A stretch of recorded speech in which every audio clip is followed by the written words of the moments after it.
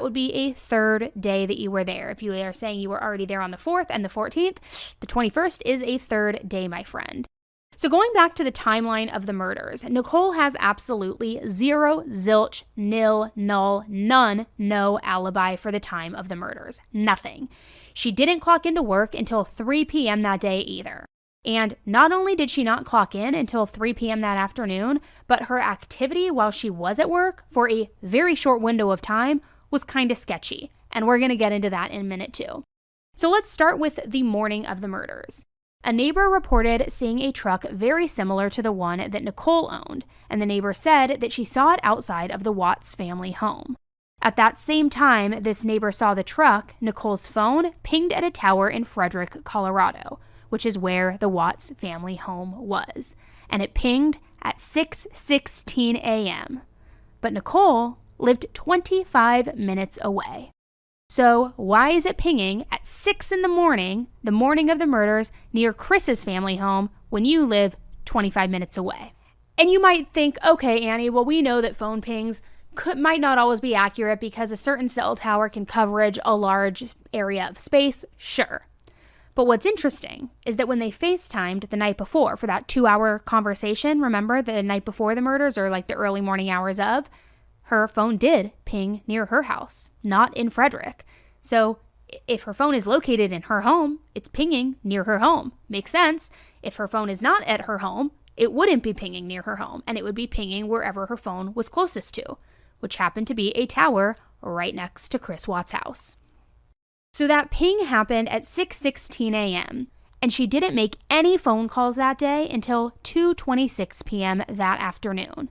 However, her entire phone history was in the discovery, and when you analyze it, guys, it is pretty wild because you can see that every single day she makes at least one phone call per hour. She's always on her phone. There's never a gap, not in her entire history. I went back, I think like 90 days even to just pull the data, and she never has a gap like she did on the morning of the murders from 6 a.m. to 2 p.m. without making a single phone call.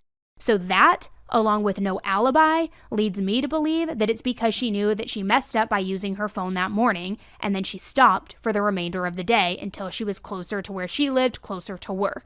Again, circumstantial, but like very clear as day. Kind of feels almost like Casey Anthony, where it's like there's not enough proof to make it concrete 100%, which, yes, there is. Sorry, just my opinion. But like the writing is on the wall, right? So she gets to her office around 2 p.m. that afternoon, and then her phone shows that the next call that she made was at 2:26 p.m. like I mentioned, which is right before she made 2 other calls from her office at 2:28 p.m. and 2:35 p.m. back to back, and I'm going to bring that up shortly because those calls are important.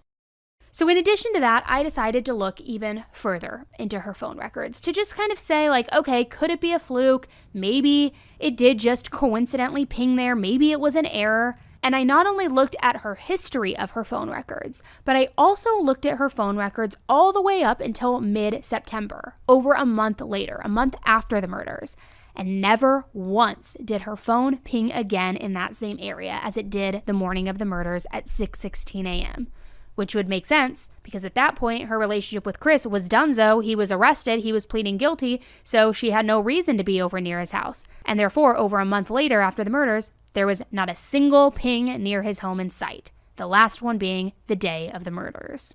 So you tell me, what are the chances of it never pinging there again if it truly was a tech error or a fluke? It seems more likely to me that it never pinged there again because she, in fact, never went to the Watts house again.